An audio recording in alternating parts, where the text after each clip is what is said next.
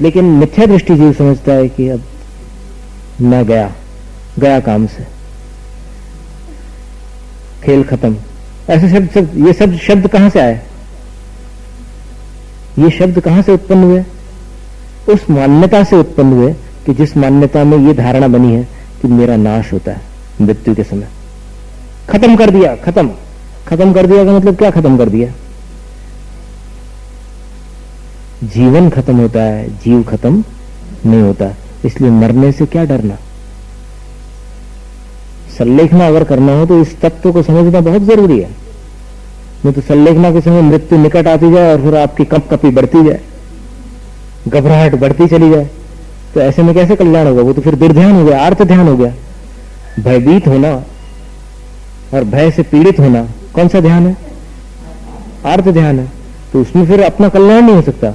मृत्यु एक घटना मात्र है, जीवन का अंत नहीं है। किसी शायर ने कहा है, कभी न होगा जिंदगी का यह सफर खत्म, मौत सिर्फ रास्ता बदल देगी। आगे समझ? यात्रा चालू है, बीच में ट्रेन बदलनी पड़ रही है। होता है ना ऐसा, जंक्शन ट्रेन बदलनी पड़ती है, दूसरी ट्रेन में बैठ गए, यात्रा चालू है। और अगर कोई जीव सम्यक दृष्टि बन करके अपनी यात्रा प्रारंभ करता है तो उसके जितने भव हैं वो उतनी ट्रेन्स बदल करके आखिरी ट्रेन में मोक्ष पहुंच जाएगा। समझ में आ रहा है दृष्टांत? और फिर जो मिथ्या दृष्टि है वो ट्रेन बदलता ही रहेगा, और 84 लाख योनियों की ट्रेन है उसके पास, वहां के टिकट्स हैं, तो फिर 84 लाख योनियों में भटकता रहेगा, चारों गतियों में उसका भ्रमण जारी रहेगा। और फिर रास्ते में जो नाश्ता पानी है वो क्या मिलेगा उसको? भाई इंद्रिय जनित सुख और दुख, चारों गतियों में और क्या मिलने वाला है? इंद्रिय जनित मानसिक सुख दुख प्राप्त होंगे, आत्मा का सुख तो नहीं मिलने वाला। आत्मा का सुख तो उस ट्रेन में बैठने पर प्राप्त होगा जहां पर रत्नत्रय का टिकट है। वैसे तो सम्यक दर्शन टिकट है इसका, बोलते हैं ना बच्चे लोग वो गीत में। तो इस तरह आश्रव तत्व जो रागादिक है वो आश्रव भाव है, उस आश्रव में ही ये विपरीत श्रद्धान के कारण चैन मानता है, उसको ही सुख समझता है, वास्तव में वो दुख रूप है। इस तरह इसके आगे का जो वर्णन है वो अपन फिर आगे पढ़ेंगे। शुभ अशुभ बंध के फल मझार,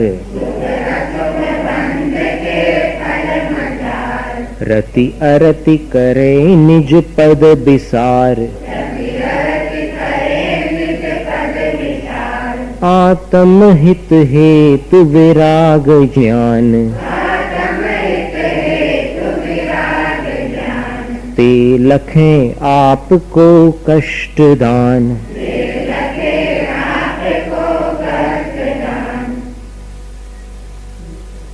अब शुभ और अशुभ फल का जो शुभ और अशुभ जो कर्म बंध है, शुभ बंध जो है वो पुण्य है और अशुभ बंध जो है वो पाप है। इनके फल के मझार यानी में, इनके फल में निज पद विसार, अपना जो चैतन्य पद है उसको विसार यानी विस्मृत करके, भूल कर, ये अग्रहित मिथ्या दृष्टि जीव क्या मानता है? रति और अरति, पुण्य के फल में इसको प्रेम होता है और पाप के फल में द्वेष होता है। यानी इन दोनों बंधन के फल में एक में प्रेम करता है और दूसरे में द्वेष करता है। जबकि तत्व दृष्टि से देखा जाए तो पुण्य और पाप दोनों ही बंध रूप है, बंधन स्वरूप है। और बंधन चाहे सोने का पिंजरा हो या लोहे का पिंजरा हो, कभी भी तोते को बंधन पसंद नहीं होता। आचार्य महाराज ने, हमारे गुरु श्री ने एक बार कहा था कि कबूतर उस लकड़ी के खोखे में जहां मालिक उसको पालता है वहां आकर के रात्रि विश्राम करता है। उसके अंदर कितनी भी गंदगी हो, वो कबूतर आसमान तक उड़ान भर के वापस उसी कचरे में आकर के निवास करता है। और तोते को अगर एक बार पिंजरे का दरवाजा खुला मिल जाए तो फिर वो अपना रास्ता पकड़ता है और कभी वापस लौट कर उस पिंजरे में नहीं आता है। तो आचार्य जी कहते हैं, हे कबूतर कबहू तो तर। तो इसका तात्पर्य यह है कि अपन सब संसारी जीव जो है वो कबूतर स्थानीय है। तो वो कहते हैं कि कबहू तो तर, इतनी ऊंची ऊंची उड़ान भरता है लेकिन वापस उसमें क्यों आता है कचरे के डब्बे में। तोता जो होता है, तोता किसी का नहीं होता। तो कितने भी सालों तक पाल के रखो, जब उसको उड़ने का मौका मिलेगा वो उड़ करके मालिक को छोड़ देगा। वैसे तो बहुत मीठी मीठी बोली बोलता है वो, कबूतर उतनी अच्छी आवाज नहीं निकालता जितनी आवाजें तोते निकालते हैं। तो शुभ और अशुभ बंधन है वास्तव में देखा जाए तो। जीव और अजीव का संयोग ही संसार है। अब वो संयोग जो है वो पुण्य बंध रूप हो अथवा पाप बंध रूप, लेकिन बंधन बंधन है। इतना जरूर है कि पुण्य सोने का पिंजरा है और पाप लोहे का पिंजरा है। तो इसमें क्या करता है ये अज्ञानी जीव, बंधन को दुख रूप न मानते हुए शुभ बंधन को प्रिय समझता है और अशुभ बंधन को अप्रिय मानता है। यानी नरक को खराब समझता है और देव गति को अच्छा समझता है। वास्तव में देखा जाए तो चाहे नरक गति हो चाहे देव गति हो, संसार की 84 लाख योनियों में जो भटकन है, इन दोनों गतियों में उस भटकन से छुटकारा नहीं है। इसीलिए एक श्लोक आता है, वरम नरक वासोपि सम्यक्त्वेन ही संयुतः। नरक में सम्यक दर्शन के साथ रहना तो बेहतर है, लेकिन नहीं मिथ्यात्व युक्त निवासो दिव्य राजते। मिथ्यात्व युक्त जीव का स्वर्गलोक में निवास करना भी अच्छा नहीं है। यानी मिथ्या दृष्टि जीव अगर स्वर्ग भी चला जाए तो क्या फर्क पड़ गया, चला गया स्वर्ग, आयु पूर्ण करके फिर भटकेगा संसार में। और नरक में अगर मिथ्या दर्शन छोड़कर सम्यक के साथ जीव चला जाए तो राजा श्रेणिक के समान वहां से निकलकर फिर तीर्थंकर पद को भी प्राप्त करके निर्वाण को प्राप्त होगा। तो इसलिए सम्यक दर्शन महत्वपूर्ण है। सम्यक दर्शन जिसको प्राप्त हो जाता है वो समझ जाता है, उसके अंदर ये तत्व विवेक आ जाता है कि बंधन बंधन है, चाहे लोहे की बेड़ी हो या सोने की बेड़ी हो। पर इसका अर्थ ये नहीं है कि आप अभी अपनी भूमिका में अपने कर्तव्यों को छोड़ दो। आ रहा है समझ में? देखो, एक तत्व विवेक होता है और एक भूमिका का विवेक होता है। तत्व विवेक क्या कह रहा है कि बंधन बंधन है, लोहे का या सोने का एक बराबर है बंधन की अपेक्षा। लेकिन अब आप अपनी भूमिका देखें तो फिर अपनी भूमिका में आपके लिए क्या छोड़ने योग्य है और क्या स्वीकार करने योग्य है। भूमिका में, आस्था में नहीं। आस्था में तो यह है कि दोनों प्रकार के बंधनों से मुझे छूटना है, आस्था तो यह है। लेकिन भूमिका देख करके क्या समझ में आएगा कि नहीं, अभी पुण्य का बंधन तो मैं छोड़ नहीं सकता, पुण्य को तो मुझे करना पड़ेगा, पुण्य के प्रति मैं अभी विमुख नहीं हो सकता, और पाप को मुझे प्रयास करके छोड़ना पड़ेगा। और पाप को छोड़ने के लिए क्या करोगे? एक ही रास्ता है, पुण्य को पकड़ना पड़ेगा। पुण्य को पकड़ने से पाप छूटता है और आत्मा को पकड़ने से पुण्य भी छूट जाता है आगे चलकर। माने ये एक श्रेणी है। तो पहले देखिए, कांटा कैसे निकलता है? सुई से निकलता है। सुई एक प्रकार से लोहे का कांटा है, तो निकला तो उसी से ना। इसी प्रकार पाप कैसे छूटेगा? पुण्य से। लेकिन वो पुण्य भी शुद्ध आत्मा की अपेक्षा से चिंतन करने पर आत्मा का स्वरूप नहीं है। पाप भी बंधन रूप है और पुण्य भी बंधन रूप है। तो इसलिए यहां पर जो बता रहे हैं कि पुण्य के बंध में उसको प्रीति होती है, पाप के बंध में अप्रीति होती है, द्वेष होता है और निज पद विसार। कारण क्या रहता है कि अपने आत्मा के स्वरूप का उसने विस्मरण कर दिया है, उसको भूल गया है। और आत्मा का हित किसमें है? तो पुण्य और पाप में आत्मा का हित नहीं है। पुण्य के उदय में उसको आत्महित करने के लिए अनुकूल वातावरण मिल सकता है, लेकिन पुण्य का उदय उसकी आत्मा का हित करा नहीं सकता। पुण्य के उदय से आपको गुरु मिल सकते हैं, लेकिन गुरु मिलने मात्र से मुक्ति नहीं मिल सकती। समझ में आ रही बात? देखो, पुण्य का इतना उपकार तो अपन नकार नहीं सकते। यहां तक तो पुण्य धन्यवाद का पात्र है कि देव शास्त्र गुरु को मिला दिया, लेकिन इसके बाद किसको क्या करना है वो समझने की बात। अब आप ये सोचो कि भाई वही पुण्य जिसने मुझे देव शास्त्र गुरु तक पहुंचाया था, वही पुण्य मुझे निर्वाण तक ले जाए, तो यहां पर ये बड़ी भूल हो जाएगी। क्योंकि निर्वाण तक ले जाने वाले कौन है? आत्मा के हित के हेतु कौन है? हित के हेतु समझ में आ रहा है? हेतु किसको बोलते हैं? कारण को। और हित किसको बोलते हैं? भलाई को। तो आत्मा की भलाई में कारणभूत कौन है? तो अगली पंक्ति देख लीजिए। आत्महित हेतु विराग ज्ञान, वैराग्य और ज्ञान, ये आत्मा के लिए हितकारी है। अब ये वैराग्य और ज्ञान जो आत्मा के लिए हितकारी है, उसको मिथ्या दृष्टि जीव क्या मानता है? तय आपको कष्टदान लगे। अब जो आत्मा के लिए हितकारी वैराग्य और ज्ञान है, वो उसको मिथ्या दृष्टि जीव को कष्ट देने वाले लगे। यानी जहां वैराग्य की बात आती है तो फिर उसके चेहरे पर हवाइयां उड़ती हुई नजर आती है कि अब ये टॉपिक निकल आया, अब तो मुसीबत आ गई, आफत आ गई। तो वैराग्य की बात होती है तो उसको तकलीफ होने लग जाती है, और ज्ञान की बात हो तो भी वो परेशान हो जाता है। तो वो अपने लिए कष्टकारी लगते हैं। और बात मात्र नहीं, साक्षात जो वैराग्य नाम का भाव है वो उसको कष्टकारी लगता है। क्योंकि वो क्या देखता है कि जिसको वैराग्य होता है वो सब सांसारिक सुखों को छोड़कर त्याग मार्ग की ओर बढ़ जाता है, तपस्या करने लग जाता है। ये तो बहुत कष्टकारी वस्तु है। इसलिए अपने को तो वैराग्य नहीं है, अपन ठीक ठाक है। जिनको वैराग्य हो जाता है वो लोग तो सब छोड़ छाड़ के चले जाते हैं और तपस्या करने लग जाते हैं। कितना कठिन जीवन जीते हैं वो। एक बार आहार, अंतराय, पैदल चलना, केश लोच, कितने सारे मुसीबतें अपने आप उनके जीवन में वो झेल लेते हैं। तो उनके लिए वो सब चीजें कष्टकारी लगती है, क्योंकि उसको पता नहीं है कि तपस्या का परिणाम क्या है और वैराग्य कितना आनंदकारी है।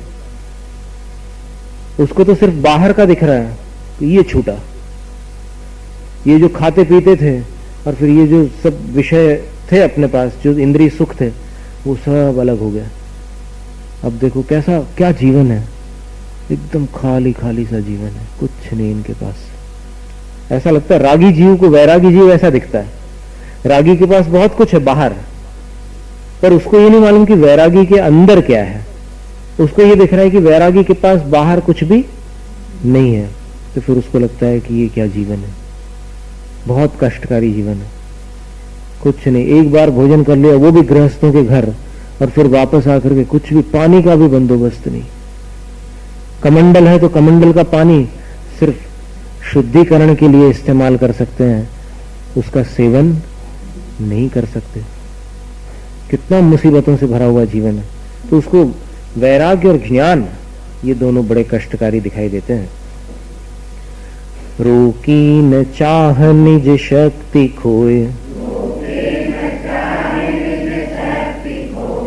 अब कई पुस्तकों में रोके न चाह छपा है, इसमें रोकी न चाह।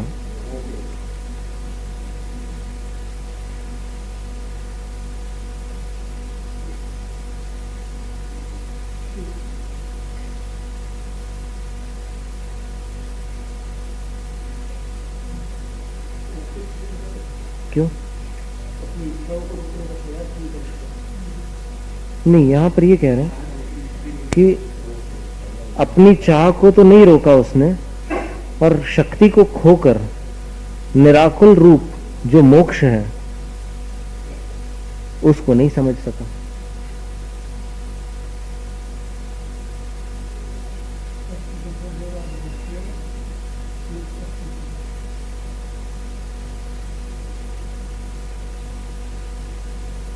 अपनी चाह को न रोककर, रोकी न चाह निज शक्ति खोए। ये पंडित जगन मोहन लाल जी रोकी पाठ को उचित मानते थे। अब कई पुस्तकों में रोके पाठ भी दिया हुआ, और अगर रोके पाठ का अर्थ निकालो तो फिर ऐसा अर्थ निकलेगा कि चाह को तो रोकता नहीं है, अपनी शक्ति को खो देता है। चाह को न रोकने से अपनी शक्ति नष्ट होती है, क्योंकि इच्छाओं की आप पूर्ति करने जाएंगे तो वो एनर्जी जो है, जो ऊर्जा है, अपनी शक्ति है, वो उसमें खर्च हो जाएगी। और फिर निराकुल जो मोक्ष का स्वरूप है उसके दर्शन नहीं मिलने वाले। ध्यान के समय योगी को जो आनंद प्राप्त होता है, बस वही आनंद मोक्ष की प्रेरणा बन जाता है। रोकी न चाह निज शक्ति खोय, शिव रूप निराकुलता न जोय। या ही प्रतीति जुत कछुक ज्ञान, सो दुखदायक अज्ञान जान।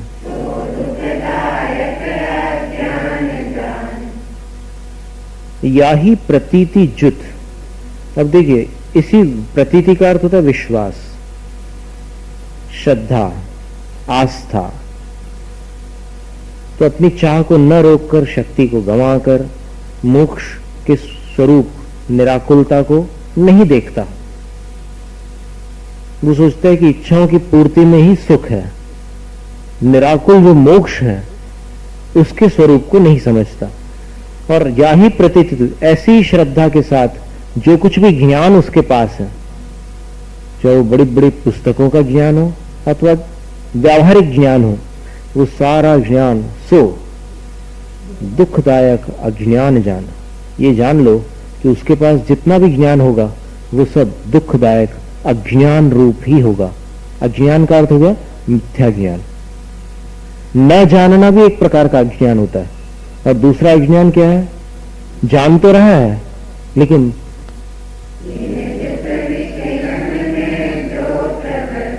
ताको जानो मिथ्याचरित, यो मिथ्यात्वादि निसर्ग जेह। अब जे गृहीत सुनिए सुतेह।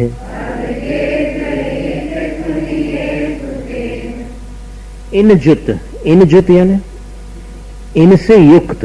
किन से? मिथ्या दर्शन और मिथ्या ज्ञान। इनसे युक्त जो प्रवृत्त यानी जो आचरण होता है। आचरण को क्या कहते हैं? चारित्र। तो मिथ्या दर्शन और मिथ्या ज्ञान से सहित, मिथ्या दर्शन मिथ्या ज्ञान से युक्त जो प्रवृत्ति होती है, जो आचरण होता है, किसमें आचरण होता है? विषयनी में। पांच इंद्रियों में ही, पांच इंद्रियों के सुख में ही उसकी प्रवृत्ति होती है। ताको जानो मिथ्या चरित्र, उसको मिथ्या चारित्र जानो। यानी मिथ्या चारित्र क्या वस्तु हुई? मिथ्या दर्शन और मिथ्या ज्ञान के साथ जो प्रवृत्ति हो रही है विषय कषायों में, उसी का नाम मिथ्या चारित्र है। यो इस प्रकार जे मिथ्यात्वादि निसर्ग, जो मिथ्यात्वादि निसर्ग यानी बिना किसी के उपदेश के चले आ रहे हैं, उनका स्वरूप पूर्ण होता है। अब इसके आगे जे गृहीत, जो गृहीत है ना, मिथ्या दर्शन, मिथ्या ज्ञान, मिथ्या चारित्र, ये दो प्रकार के हैं। अगृहीत और दूसरे गृहीत। अगृहीत किसको कहते हैं? कि जो कहीं से ग्रहण नहीं किया, अपने आप उसके अंदर मिथ्यात्व के उदय से वो चीज चली आ रही है। और गृहीत किसको कहते हैं?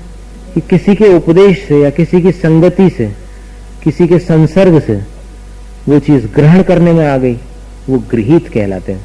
तो अब जे गृहीत, अब जो गृहीत मिथ्या दर्शन, मिथ्या ज्ञान, मिथ्या चारित्र है, सुनिए सुते है, उनको अब अच्छी तरह से सुन लो।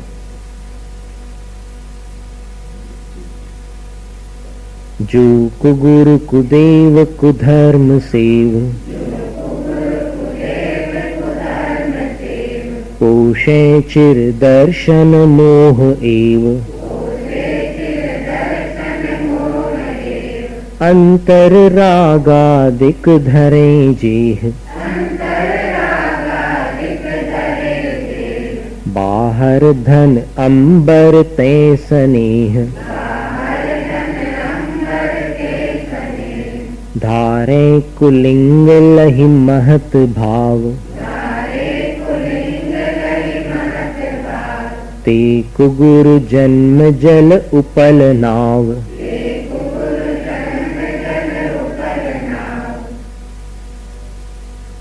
जो कुगुरु, कुदेव और कुधर्म इनकी सेव यानी सेवा है, इनकी जो उपासना है, आराधना है, वह चिर, चिर यानी लंबे समय तक दर्शन मोह एव पोषे, मिथ्यात्व को ही पुष्ट करने वाली है।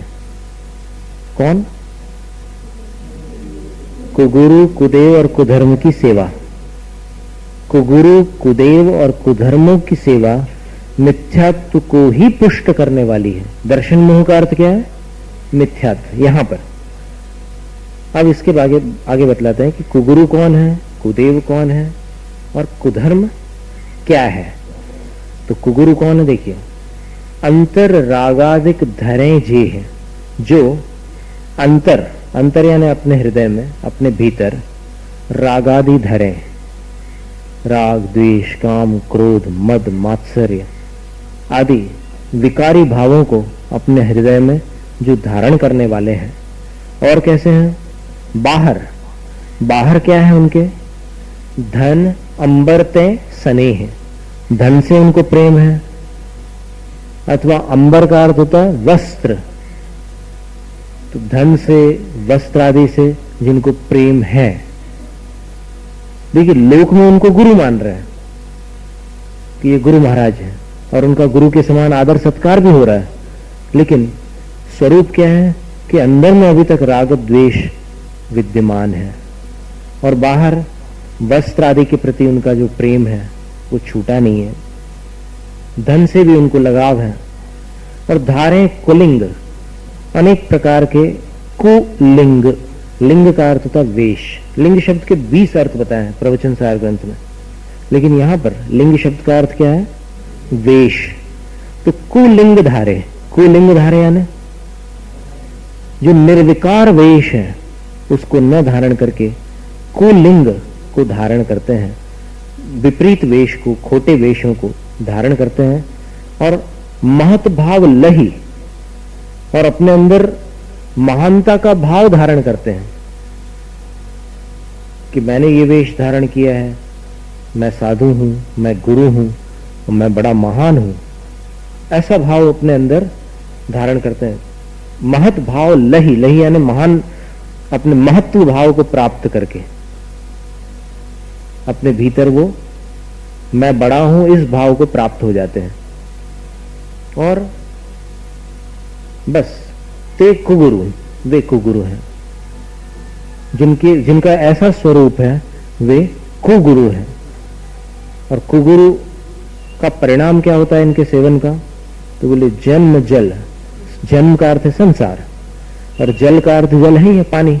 संसार रूपी जल के लिए, संसार रूपी जल को पार करने के लिए ऐसे गुरु की अगर कोई शरण ले ले तो फिर गुरु को तो नाव कहा है ना, नैया है।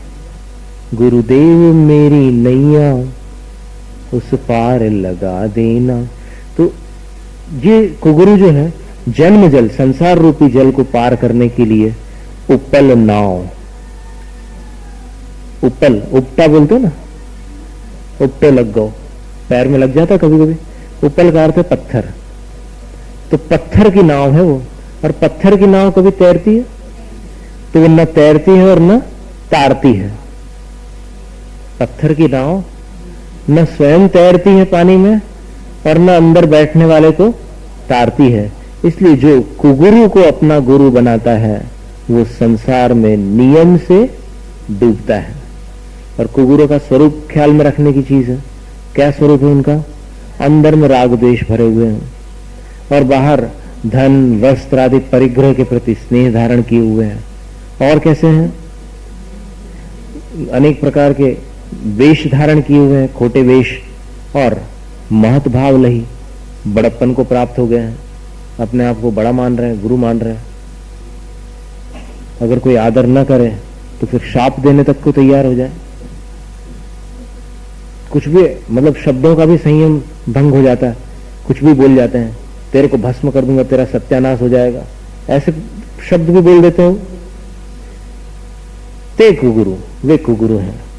और जन्म जल, संसार रूपी जल में उपल नाव, पत्थर की नाव के समान है। माने कोई भी कुगुरु का सेवन करने वाला संसार रूपी जल से, संसार सागर से पार नहीं हो सकता, क्योंकि वो पत्थर की नाव में सवार है। पत्थर की नाव स्वयं भी नहीं तैरती, और अपने अंदर जो भी बैठ जाए उसको तार नहीं सकती।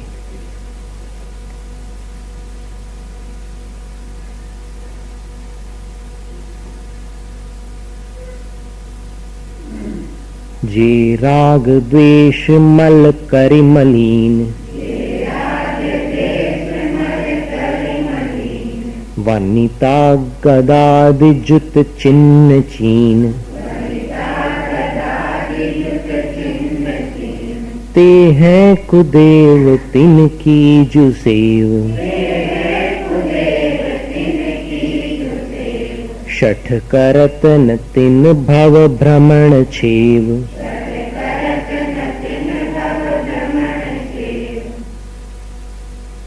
अब देखिए, कुगुरु का स्वरूप तो समझ में आया सबको। तो जो ऐसे गुरु हैं जिनके भीतर राग द्वेष भरे हुए हैं, और बाहर धन और वस्त्र आदि के प्रति जिनको स्नेह है, खोटे वेशों को जिन्होंने धारण करके रखा है और बड़प्पन के भाव को प्राप्त हुए हैं, वे कुगुरु हैं। संसार रूपी जल से तारने के लिए वो पत्थर की नाव के समान है। नाव भी डूबेगी, बैठने वाले को भी डुबाएगी। अब कुदेव कौन है? कुदेव किसको कहोगे? तो उसका स्वरूप बताते हुए कह रहे हैं, यहां सम्यक दर्शन से विपरीत जो मिथ्या दर्शन है उसकी चर्चा चल रही है। कौन से मिथ्या दर्शन की चर्चा है? अभी पहले क्या था? पहले अगृहीत था, और अब गृहीत मिथ्या दर्शन है। तो अब इसमें क्या कह रहे हैं? जो राग द्वेष मल करी मलिन, जो राग द्वेष रूपी मल से मलिन है, यानी देव तो माने जा रहे हैं जगत में, मिथ्यात्व के उदय से गृहीत मिथ्या दर्शन के कारण संसारी जीव उनको देव, यानी यहां देव शब्द का अर्थ है भगवान, परमात्मा। यहां देव शब्द का अर्थ वैमानिक देव या भवनवासी व्यंतर देव नहीं है। ये इसमें कोई शंका है? देव शब्द का अर्थ यहां पर क्या है? स्पष्ट है ना? इसमें कोई भ्रम तो नहीं है किसी को कि यहां पर देव शब्द का अर्थ वो हो सकता है वैमानिक देव, कल्पवासी, ग्रहवैकवासी, और फिर उसके ऊपर वाले व्यंतर या और कोई, ऐसा तो नहीं है। यहां पर देव शब्द का अर्थ क्या लेना?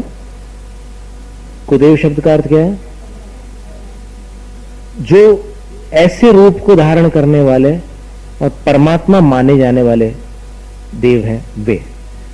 तो राग द्वेष रूपी मल से जो मलिन है, यानी मलिन का अर्थ विकृत है, यानी जिन परमात्माओं के अंदर राग द्वेष रूपी विकार अब भी विद्यमान है, दुनिया उनको परमात्मा के रूप में पूज रही है, लेकिन उनका रूप कैसा है, उनका स्वरूप कैसा है? उनके भीतर राग द्वेष आदि मल विकार मौजूद है। और वनिता गदादि जुत चिन्ह चीन, अब चीन का अर्थ था पहचान। उनकी पहचान क्या है? वनिता, यानी परमात्मा होकर के भी जिनके पास वनिता यानी स्त्री है। नहीं, इसमें स्वाभाविक प्रश्न उठना है कि परमात्मा को स्त्री की क्या आवश्यकता है? स्त्री तो गृहस्थों के पास होती है, और अन्य मत के कई साधु भी ब्रह्मचारी रहते हैं। फिर वो जिनकी आराधना कर रहे हैं, जिन भगवंतों की, जिनको भगवान मान करके पूज रहे हैं, उनके पास स्त्री हो, पत्नी हो, तो फिर ये कैसा विचित्र स्वरूप हो जाएगा भगवान का। कि जो दोष गृहस्थ में न पाया जाए अथवा साधु में न पाया जाए वो उनके आराध्य में पाया जाए। तो ऐसे स्वरूप वाले जो आराध्य होते हैं उनको यहां पर कुदेव कहा गया है। कुदेव का अर्थ होता है कुत्सित देव, यानी जो सच्चे देव नहीं है, विकृत स्वरूप वाले जो भगवान है उनको कुदेव कहा है। और वनिता और कौन से चिन्ह है? गदादि, गदा आदि, यानी गदा आदि का मतलब यहां पर कोई भी अस्त्र शस्त्र। तो अस्त्र शस्त्र की भगवान को क्या आवश्यकता है? अब एक तरफ कह रहे हो कि सर्वशक्तिमान है और दूसरी तरफ ऐसे हथियारों को भी लेकर के खड़े हैं। तो इससे ये बात समझ में आती है कि हथियार रखना किसी न किसी प्रकार से अंतरंग स्थिति को प्रकट करता है। हथियार कौन रखेगा? उसके अंदर की दशा क्या होगी? किसी का खतरा हो या किसी से लड़ने की नौबत संभावित हो या किसी का निग्रह करना हो, किसी को मारना हो, हथियार कब रखे जाते हैं बताओ?